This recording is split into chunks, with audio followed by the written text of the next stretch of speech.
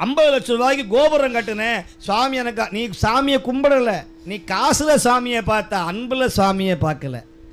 கண்ணப்பர் கோபுரம் கட்டினாரா? பூசலார் கோபுரம் கட்டினாரா? நேசநாயனார் என்ன தேர் செஞ்சு கொடுத்தாரா? என்ன பண்ணார்?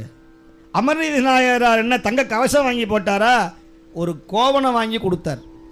நீலகண்டத்து குயவனார் என்ன சாமிக்கு 10 கோடி ரூபா கொட்டி கோயில் கட்டினாரா? மண்ணு பானை திருவோடை எடுத்து கொடுத்தார். அது மண்ணில் பண்ண திருவோட்டை இலவசமாக கொடுத்தார்.